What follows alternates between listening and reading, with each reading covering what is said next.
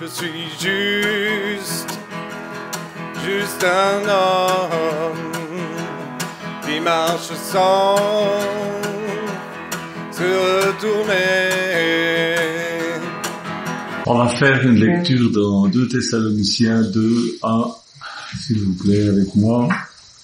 Vous prenez vos Bibles, j'espère que vous avez vos Bibles, vous qui m'écoutez sur Internet, hein. Sauf si vous êtes en voiture, il ne faut pas prendre la Bible pendant que vous êtes en train de conduire. Autrement, il faut avoir une Bible chez soi quand même, hein. Pour ce qui concerne l'avènement de notre Seigneur Jésus-Christ et notre réunion avec lui, c'est donc 2 Thessaloniciens 2. Nous vous prions, frères, de ne pas vous laisser facilement ébranler dans votre bon sens. Il y avait déjà des gens qui se laissaient ébranler dans leur bon sens. Il devait déjà y avoir des gens qui disaient que Jésus allait revenir ou qu'il était déjà revenu. Il y avait déjà des gens bizarres à l'époque, hein. De ne pas vous laisser troubler, soit par quelque inspiration, soit par quelques paroles ou par une lettre qui semblerait venir de nous, comme si le jour du Seigneur était déjà là. Que personne ne vous séduise d'aucune manière, car il faut que l'apostasie soit arrivée auparavant et qu'on ait vu paraître l'homme impie, le fils de la perdition. Alors, l'adversaire. On doit voir l'adversaire qui s'élève au-dessus de tout ce qu'on appelle Dieu, ou de ce qu'on adore. Il va jusqu'à s'asseoir dans le temple de Dieu, se proclamant lui-même Dieu. Ne vous souvenez-vous pas que je vous disais ces choses lorsque j'étais encore chez vous, et maintenant vous savez ce qui le retient, afin qu'il ne paraisse qu'en son temps. Ce qui retient la manifestation de l'Antichrist, eh bien, c'est la présence de l'épouse de Christ sur la terre, la véritable Église, pas l'Église en général, mais la véritable Église. Quand elle sera enlevée, alors l'Antichrist pourra se manifester d'une façon tout à fait claire. Car le mystère de l'iniquité agit déjà, il faut seulement que celui qui le retient encore ait disparu. Voilà. Et alors paraîtra l'impie que le Seigneur Jésus détruira par le souffle de sa bouche et qu'il écrasera par l'éclat de son avènement. L'apparition de cet impie se fera par la puissance de Satan, avec toutes sortes de miracles, de signes, de prodiges mensongers, et avec toutes les séductions de l'iniquité pour ceux qui périssent parce qu'ils n'ont pas reçu l'amour de la vérité. Aussi, Dieu leur envoie-t-il une puissance d'égarement pour qu'ils croient au mensonge, afin que tous ceux qui n'ont pas cru à la vérité, mais qui ont pris plaisir à l'injustice, soient condamnés. Amen. C'est pas très réjouissant, hein, mais c'est comme ça, c'est des choses qui vont se passer, si les choses sont en train de se passer. Il y a des années que les vrais chrétiens, je parle des chrétiens nés de nouveau, qui sont conformes aux Écritures, ils savent ça, ils annoncent ça. Moi, depuis que je suis né de nouveau en 68, j'ai appris ça et j'ai commencé à le prêcher, à le dire. Nous sommes à la porte de la mondialisation, parce que cet antichrist, cet homme providentiel, sera un tyran qui va régner sur le monde. Alors quand je prêchais ces choses dans les années 70, les incroyants se moquaient, et la plupart des chrétiens disaient, mais écoute Michel, c'est pas possible, bon c'est un texte, mais il faut l'interpréter, est-ce que tu crois vraiment ça, tu crois vraiment que les gens aspirent, n'est-ce pas, à une domination du monde par un chef unique? C'est impensable, c'est impossible. Comment est-ce que les musulmans vont être d'accord de suivre l'Antichrist? Comment les bouddhistes vont être d'accord de suivre l'Antichrist? Comment, c'est pas possible, c'est stupide, c'est pas possible. Ils me disaient, les chrétiens, mais c'est une utopie, qui va rester à l'état de rêve, ça n'arrivera jamais. Ah bon? Je me souviens de Henry Kissinger, je ne sais pas si vous vous rappelez, les plus vieux se rappellent de lui, et il faisait partie de cette élite mondialiste, et il disait, tout sera différent. c'est vrai que beaucoup de personnes en souffriront au début. Il disait ça, hein? Mais finalement, ceux qui suivront l'idée de la mondialisation auront une vie meilleure. Il disait, à long terme, la vie va s'améliorer. Le monde que nous avons imaginé deviendra une réalité. Hier, j'étais dans mon bureau et je lisais une homélie du pape Paul VI datant du 17 juin 1965. J'étais pas encore converti à cette époque-là. Il disait, je lisais ça dans le livre, le pape Paul VI, nous devons élaborer un État à l'échelle mondiale, une société nouvelle, idéale.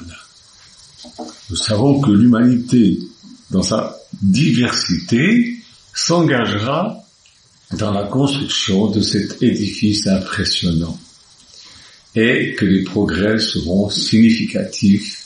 Ils sont déjà dignes d'admiration et de soutien. Voilà ce que disait déjà Paul VI.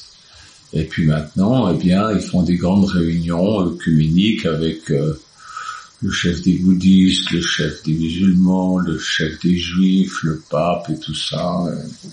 Ils sont en train de discuter, de faire des pactes, de préparer tout ça dans notre dos pendant qu'on nous amuse avec des petits problèmes, avec un ouna. De nos jours, nous entendons de plus en plus de personnes qui disent que le capitalisme, c'est une force négative et que la démocratie est tout aussi mauvaise que le capitalisme. Ils disent la démocratie lutte contre les forces réactionnaires. C'est l'esprit militaire qui y mettra un terme. Voilà ce qui est dit, voilà ce qui est écrit dans les journaux. Je ne sais pas quelle sorte de journaux vous lisez. Mais moi, en ce moment, je me tiens beaucoup au courant de ce qui se passe en Afrique. Et ce qui se passe en Afrique, ce sont des idées qui sont aussi en France, parce qu'on a quand même beaucoup d'Africains ici en France qui pensent comme ça. Et puis on a aussi des Français qui pensent comme ça. Bref, tous ces gens-là, qu'est-ce qu'ils veulent? Ils ne le disent pas, mais ils veulent une dictature. Ils veulent une dictature. Ce qui va arriver, c'est que les gens qui vont perdre leurs racines vont errer de façon anarchique et ils devront être intégrés dans de nouvelles catégories et dans de nouvelles formes sociales et on est en train de les préparer à ça. Il y a suffisamment d'injustice pour que les gens se révoltent. En fait, tout ça c'est organisé. Alors que l'esprit et l'épouse de Christ, la véritable Église, disent « Viens Seigneur Jésus », on trouve ça, c'est un des derniers versets dans la Bible, dans Apocalypse 22, 17. Eux, ils disent, dans leur ignorance crasse, « Viens Antichrist, règne sur nous ». Ils disent pas ça comme ça, mais c'est ça que ça veut dire. Ils veulent pas de Christ, ils veulent de l'Antichrist. Mais ils vont l'avoir, hein. Ils vont l'avoir. Vous savez qu'il est déjà né? Et puis vous avez des francs-maçons qui enfoncent le clou. Voilà une de leurs déclarations, je vous lis. Tous les États doivent se soumettre aux lois d'un État mondialisé. Si la paix doit régner un jour dans ce monde, cela ne sera possible qu'avec l'unification de l'humanité, dans un seul gouvernement et une loi unique. Voilà. Vous pensez que c'est crédible? Eh bien, moi je vous dis que nous sommes en plein dans le processus en marche grand V, grande vitesse vers ça. Il manque plus que quelques menus détails pour que ça puisse être accepté. Savez-vous que la vision de l'idéal des planifications est gravée sur un mégalithe constitué de 6 blocs de granit qui se trouvent en Géorgie, aux États-Unis. Je l'ai mis en photo sur Révélation Bible, vous pouvez le voir, vous pouvez aller voir sur Internet. Ce mégalithe se trouve donc en Géorgie, aux États-Unis. Il a été érigé là en 1978. Ce monument affiche un message. Des principaux objectifs, et il est en 8 langues. Il n'est pas en français, hein. En anglais, en espagnol, en swahili, en hébreu, en arabe, en hindi, en chinois et en russe. Je vous donne la traduction française. Il y a 10 textes, 10, on peut dire, voilà, 10, c'est pas les 10 commandements, c'est les 10 déclarations.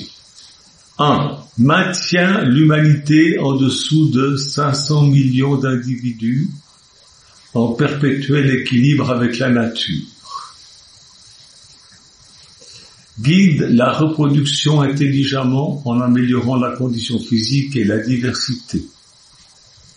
Unit l'humanité avec une nouvelle langue mondiale.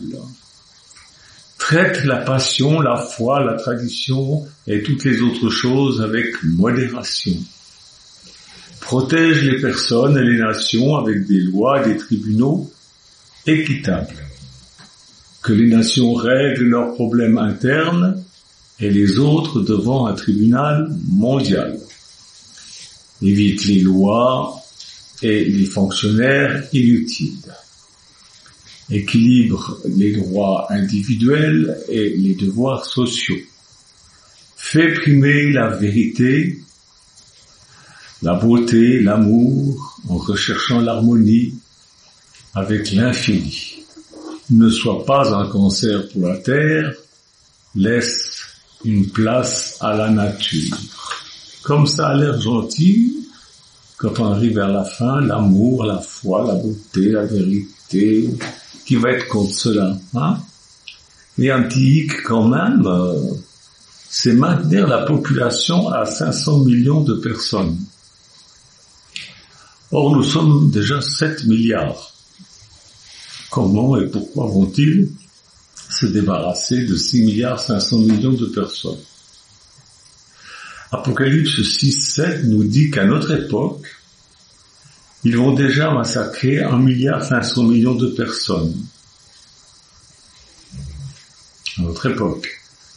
C'est une prophétie qui se trouve sous le 6e sceau d'Apocalypse, je vais y revenir tout à l'heure, qui nous dit que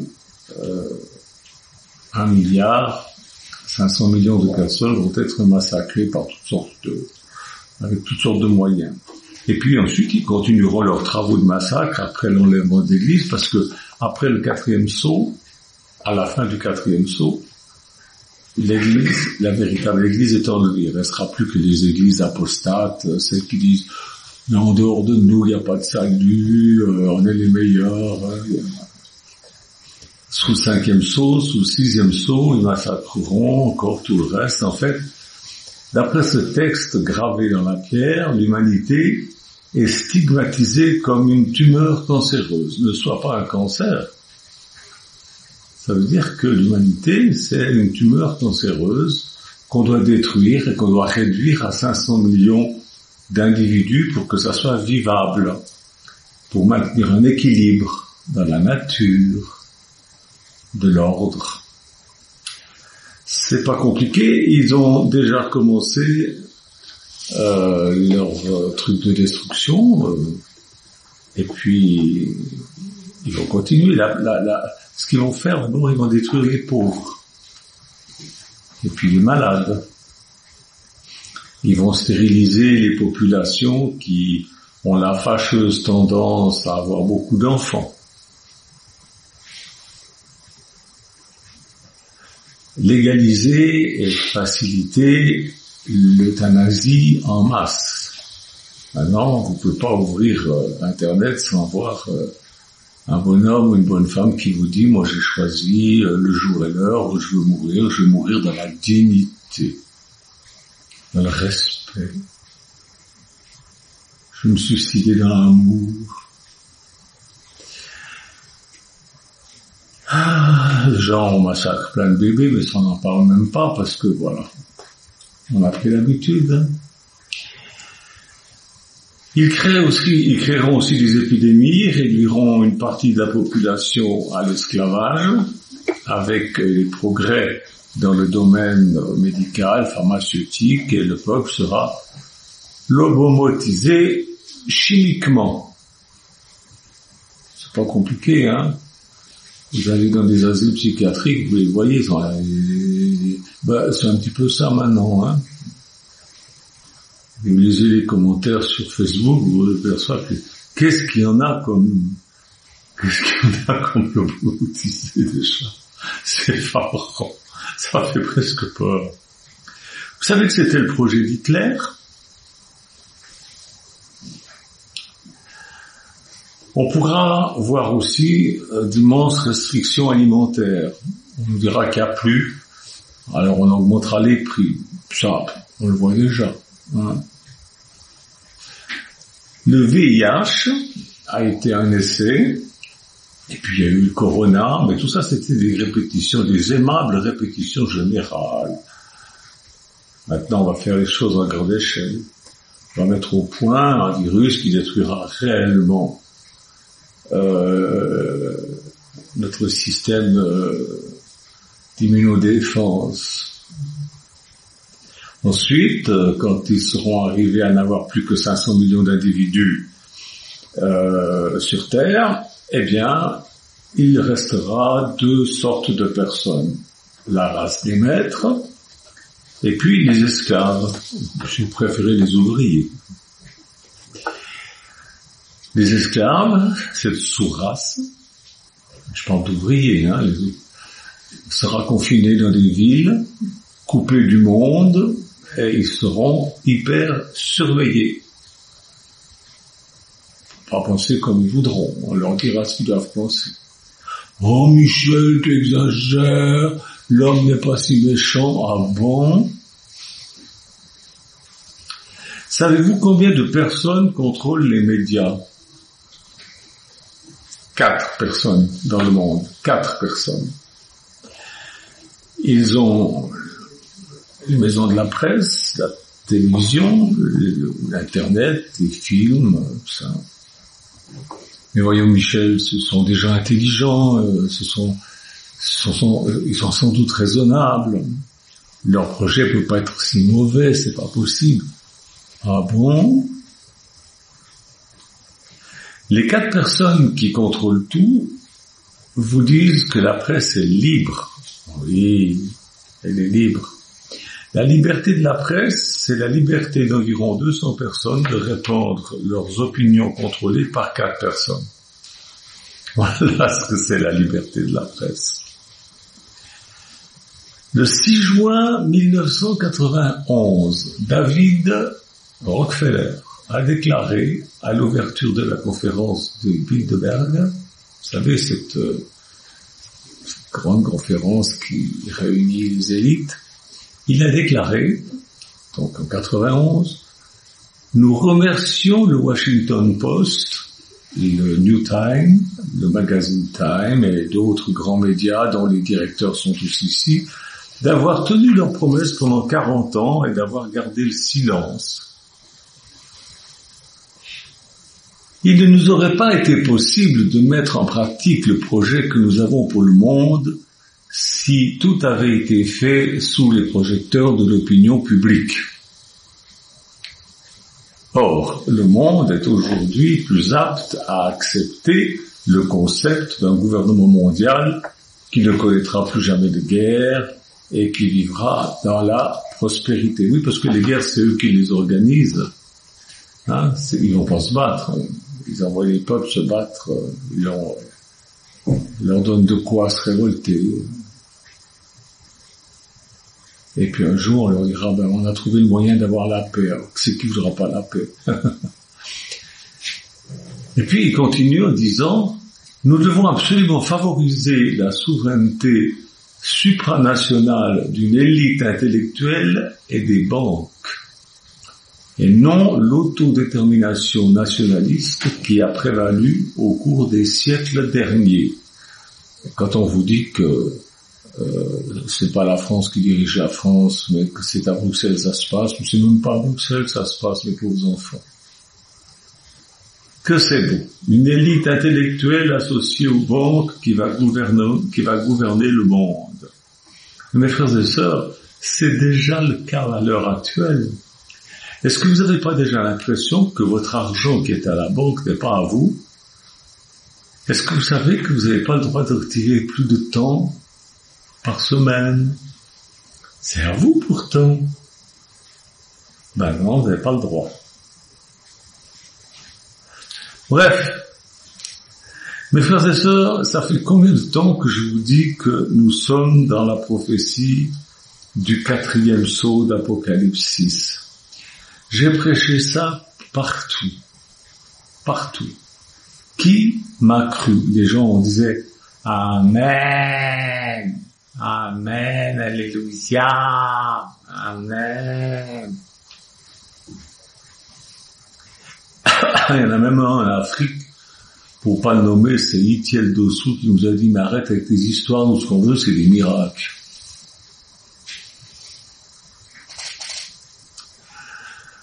Leurs journaux en Afrique disent « Sans l'Afrique, la France est ruinée ».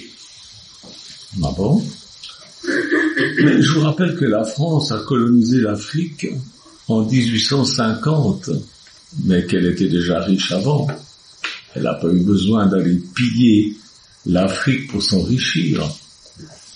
Alors qu'ils vivent encore dans des baraquements de tôle, la France était déjà prospère et bâtissait des cathédrales. J'ai fait visiter des cathédrales à des amis africains, des cathédrales françaises qui ont 800 ans et qui tiennent debout.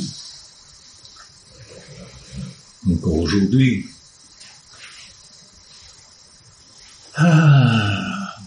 Bon, il est vrai que certains ont pillé, depuis la colonisation de l'Afrique, ils ont pillé l'Afrique, ils les ont roulés dans la farine, c'était tellement facile.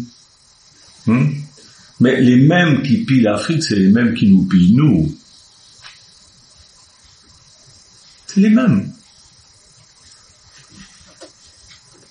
Mais ce que nous avons gardé, c'est la parole de Dieu, et ça, ils ne peuvent pas nous l'enlever. La Russie a en ce moment en Afrique. C'est la Russie. Ah, la Russie va nous sauver. C'est merveilleux, poil aux yeux.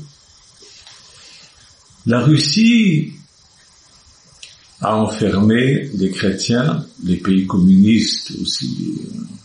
Qui se souvient du pasteur Wurmbrand, Richard Wurmbrand? Moi, je l'ai connu à Lausanne.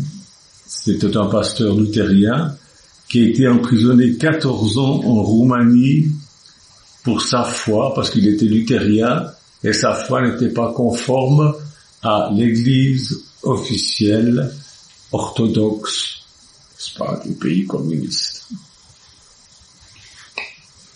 Je l'ai rencontré à Lausanne, il a prêché à la cathédrale de Lausanne, j'ai fait sa connaissance, et puis j'ai rencontré un de ses traducteurs qui est décédé maintenant, Monsieur de Mestral de Vevey.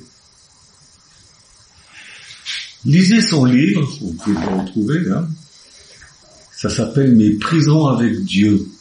C'est édité par Casterman en 66 et 68. Voici un extrait. Voilà ce que Wurmbrand disait. Le christianisme en Occident, donc chez nous, de par la liberté de culte et le confort matériel dont ils jouissent, a exclu l'expérience de la souffrance comme moyen divin de croissance à la fois individuelle et collective. La profondeur du vide intérieur, l'adversité des puissances démoniaques opposées à l'évangile de Jésus-Christ et animant les idéologies humaines qui contrôlent les terres des martyrs, Russie, Corée du Nord, Chine, Laos, pays islamiques, etc., sont étrangères à l'expérience des chrétiens normaux de l'Occident. Or, les saints les plus consacrés dans toute l'histoire de l'Église ont connu les épreuves les plus atroces et les privations les plus pénibles. Le sang précieux de ces hommes et de ces femmes persécutés pour leur foi parle mieux que celui d'Abel. Il nous transmet la transpiration de leur âme et nous communique les larmes qu'ils ont versées. Et quand moi j'étais d'écouter, les bons protestants étaient là, ils regardaient, ils disaient « Ah oui, c'est terrible, oui. Au revoir frère, Dieu vous bénisse. » Oui.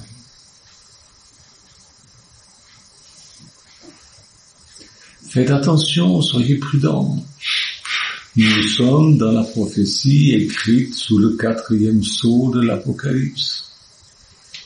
C'est une époque terrible.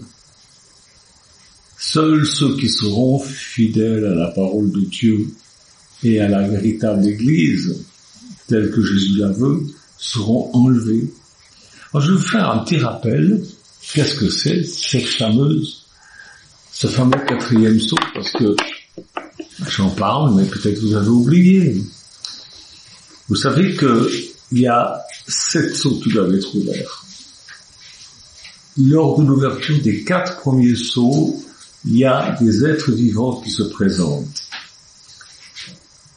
Il y a un lion, un veau, un homme et un aigle. Dans le premier sceau, c'est un lion, parce que ça représente l'église primitive qui était sous l'influence du lion de Judas, c'est-à-dire de Jésus. Le deuxième, c'était un veau, c'est-à-dire un animal domestique. C'était la persécution des premiers chrétiens. Le troisième, c'était l'âge où Luther est apparu, l'intelligence de l'homme au secours des choses de la foi. Et puis, le 4e âge, c'est notre temps, l'aigle, c'est-à-dire l'esprit prophétique. L'aigle vole haut et voit de loin, et c'est l'aigle qui est donc l'animal qui règne en ce moment. Mais il y a aussi d'autres choses. Il y a les chevaux, qui sont des chevaux sataniques, dans les 4 premiers sceaux. Après, il n'y a plus. 5e sceau, il n'y a plus de chevaux, il n'y a plus d'êtres vivants, il n'y a plus rien. Pourquoi? Parce que l'Église a été enlevée, c'est terminé, le monde est livré à l'Antichrist, dont je vous parlais tout à l'heure. Mais pour ce qui nous concerne, nous qui croyons que nous sommes arrivés à la fin, vous croyez qu'on est arrivé à la fin, j'espère qu'on Voilà ce que je dis. Quand il ouvrit le 4e sceau, je vous ai dit la voix du 4e être vivant, c'était l'aigle, qui dit « Viens ». Il dit à Jean « Viens ». Alors Jean va vers lui, il regarde, et voici apparu un cheval de couleur verdâtre. Celui qui le montait se nommait la mort, et le séjour des morts l'accompagnait. Le pouvoir leur fut donné sur le quart de la terre pour faire périr les hommes. Par l'épée, il ne peut pas dire par la bombe atomique, parce que ça n'existait pas encore, hein. Par la famine, la mortalité, le suicide, ces choses-là, les bêtes sauvages, etc. Le quart des hommes, c'est ce que je vous disais tout à l'heure, c'est 1 milliard et quelques millions de personnes. Ça n'est jamais arrivé dans toute l'histoire de ce monde que le séjour des morts s'ouvre et que la mort et le séjour des morts se baladent sur terre. Les morts se baladent sur terre. Avant, on avait affaire simplement aux démons, maintenant on a affaire aux morts. C'est pas forcément des gentils morts, hein. Et le pouvoir leur a été donné sur le quart de la terre pour faire périr les hommes, vous voyez, c'est pas des gentils morts. Mais qui leur donne ce pouvoir? C'est Dieu qui leur donne ce pouvoir. Nous sommes avertis. On est avertis. Alors maintenant, ce texte-là, il est en relation avec ce qu'on appelle le 7e âge de l'Église, qu'on trouve dans Apocalypse 3, et versets 14 à 19. Vous avez 7 âges de l'Église. L'Église a eu une histoire qui s'est divisée en 7 périodes. Et Jean a dû écrire à des anges de chacune de ces périodes. Ange, ça veut dire envoyé. Quand il dit là, par exemple, écrit à l'ange de l'église de Laodicée, ça ne veut pas dire qu'il y avait un ange à Laodicée à qui l'apôtre Jean devait écrire. Il y avait un envoyé, celui qui était le responsable de l'église de Laodicée.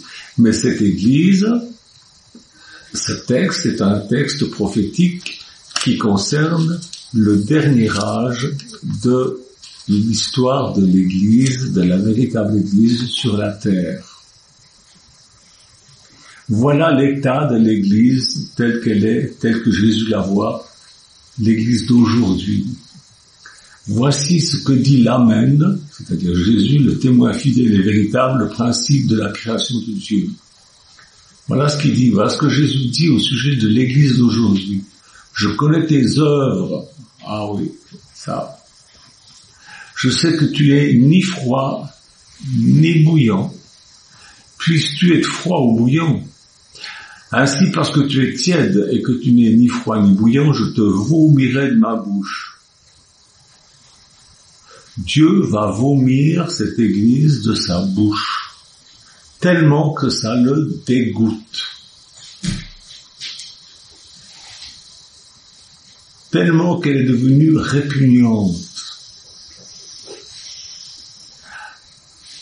Jésus continue en disant, parce que tu dis, parce que l'Église dit, je suis riche, je me suis enrichi, je n'ai besoin de rien.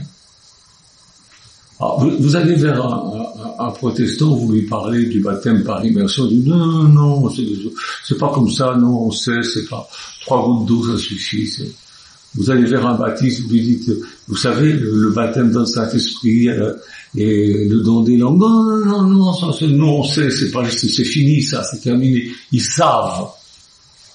Ils connaissent tout, ils savent, tout le monde, ils savent tout. Hein, ils savent. Je me suis enrichi, j'ai pas besoin de ça. T'en parles en langue, garde-le, je veux pas. Non, cette doctrine, on n'en veut pas. Non, c'est nous qui avons raison. Dans toutes les religions, hein, c'est comme ça. Et il continue, Jésus dit, parce que tu ne sais pas que tu es malheureux, misérable, pauvre, aveugle et nu, je te conseille d'acheter de moi de l'or éprouvé par le feu afin que tu deviennes riche et des vêtements blancs afin que tu sois vêtu et que la honte de ta nudité ne paraisse pas. Moi, je suis allé pendant 23 ans en Afrique et c'est chaque fois, hein, on est en voiture, on se promène dans la ville, on va d'une église à une autre, et qu'est-ce qu'on voit? Un bonhomme tout nu qui se promène. C'est jamais le même, hein, il y en a plein. Des bonnes femmes toutes nues qui sont là, qui se promènent. Et la première fois, j'ai dit à Nicolas, mais c'est qui, c'est quoi ça? Il me dit, c'est les fous. Et ben voilà. Jésus est en train de dire, tu es nu et tu le sais pas. Ting-ding. L'église est devenue folle. On va dire, mais Michel, qu'est-ce que tu dis? La Bible ne nous parle-t-elle pas des vierges folles? Tu sais même pas que t'es nu, que t'as la honte de ta nudité. Tout le monde se fout de l'église. Ils ont raison. C'est quelque chose de profondément méprisable. Un collier pour oindre tes yeux afin que tu vois. Ils voient rien. Ils voient pas ce qui est en train de se passer.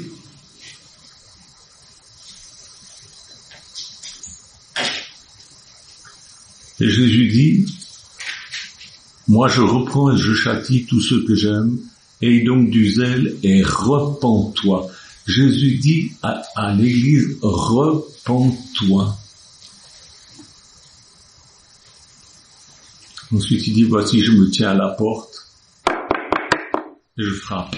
Si quelqu'un entend ma voix et ouvre la porte, j'entrerai dans son église, puis je prendrai son hostie, puis je me prosternerai devant la Vierge Marie. Non. Si quelqu'un entend ma voix et ouvre la porte, j'entrerai chez lui, je souperai avec lui et lui avec moi. C'est-à-dire que Jésus se tient à la porte de l'église, Jésus était foutu dehors de l'église par les scandales, par les horreurs, par les trucs financiers, par les guerres organisées, par tout ça. Et Jésus est mis dehors, il frappe à la porte, et si quelqu'un entend sa voix, il ouvre la porte et il sort. Jésus veut sortir. Jésus veut aller chez toi, manger à ta table.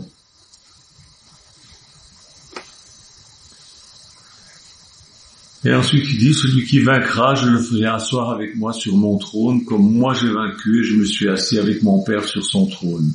Que celui qui a les oreilles entende ce que l'Esprit dit aux églises. C'est-à-dire que si tu n'as pas des oreilles pour entendre ce que le Saint-Esprit a à te dire ce matin, eh ben tu vas arrêter cette prédication et puis tu vas continuer ta vie comme d'habitude en disant « Ah, c'est quand même dur la vie sans confiture ». Hein? Jésus parle de la même prophétie. On trouve ça dans Matthieu 24, 9, 14. Matthieu 24, 9, 14. Voilà ce que Jésus dit. Il parle de notre époque. Hein. On vous livrera au tourment, on vous fera mourir et vous serez haïs de toutes les nations à cause de mon nom. C'est pas arrivé ça? C'est pas arrivé ça? Combien de Juifs sont morts pendant notre époque? Puis pas seulement les Juifs, mais les chrétiens. Savez-vous que les chrétiens c'est le peuple le plus persécuté du monde? On vous haïra à cause de mon nom. Alors aussi plusieurs succomberont, c'est-à-dire que ça sera trop dur, alors ils trahiront. Ils se trahiront, ils se haïront les uns les autres. Ils se dénonceront. Plusieurs faux prophètes s'élèveront. Ah bon, où est-ce qu'ils sont? Vous voulez que je vous donne des noms? Plusieurs prophètes s'élèveront et séduiront beaucoup de gens. Et parce que l'injustice, l'illégalité, l'iniquité se sera accrue, l'amour du plus grand nombre se refroidira. Mais celui qui persévérera jusqu'à la fin sera sauvé. Donc il suffit pas de croire au Seigneur Jésus pour être sauvé. Ce qu'il faut, c'est persévérer dans la parole de Dieu, dans l'obéissance de la parole de Dieu, en sachant dans quelle époque on vit et en adaptant notre vie à l'époque où on vit, en faisant ce que Jésus dit de faire à notre époque. Et il continue en disant, cette bonne nouvelle du royaume sera prêchée dans le monde entier. Et c'est ce qui se passe. Pas pour que les gens soient sauvés, non. Pour servir de témoignage à toutes les nations. Alors viendra la fin. C'est-à-dire que ce que Jésus veut, c'est que les gens sachent la vérité. Il y en a qui entendront, qui seront sauvés, il y en a qui entendront et qui ne comprendront rien du tout, mais tout le monde entendra, ça servira de témoignage à toutes les nations. Alors viendra la fin. Et vous savez pourquoi, comment on fait pour aller prêcher dans le monde entier? Internet. Vous savez où est-ce que je suis le plus écouté? Au Congo. En France aussi, un peu partout, hein, mais c'est au Congo. Bonjour les Congolais. C'est incroyable, j'ai jamais mis les pieds là-bas. Par contre, ils connaissent ma voix, ils m'entendent prêcher, ils me suivent régulièrement.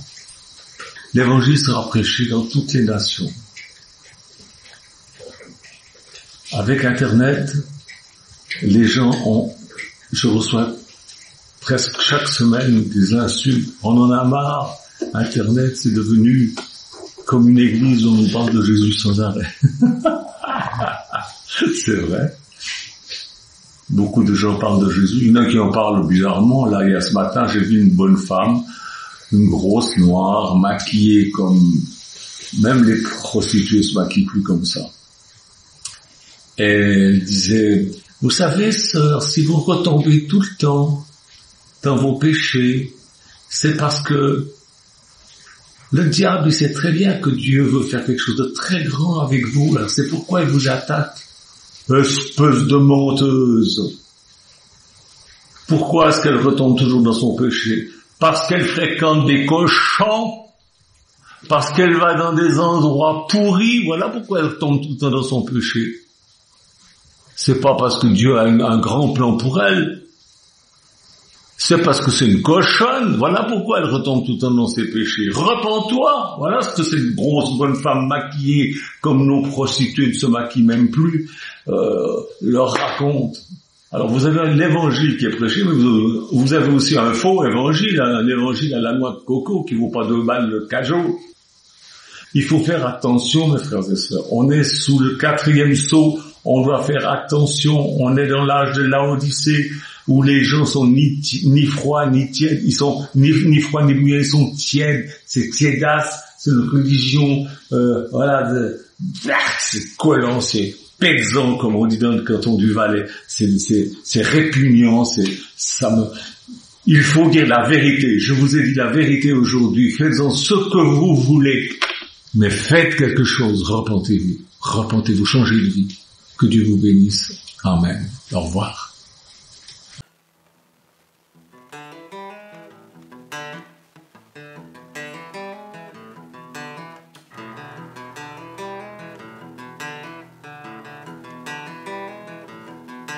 Je suis juste un homme qui marche sans se retourner. Le vent n'emportera pas ma maison. C'est en Dieu que se trouve ma raison. Le temps a une influence sur moi. Je progresse de pas en pas. Chante Alléluia, chante Alléluia, chante Alléluia, chante Alléluia, chante Alléluia, chante.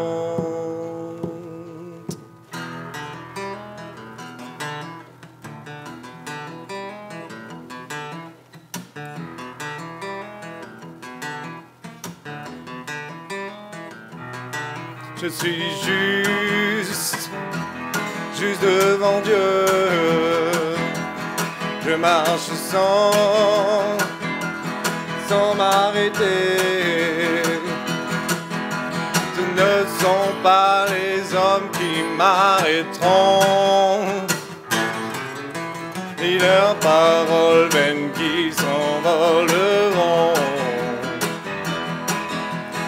Dieu parle à mon cœur chaque jour et c'est sa parole qui dure toujours. Chante Alléluia, chante Alléluia, chante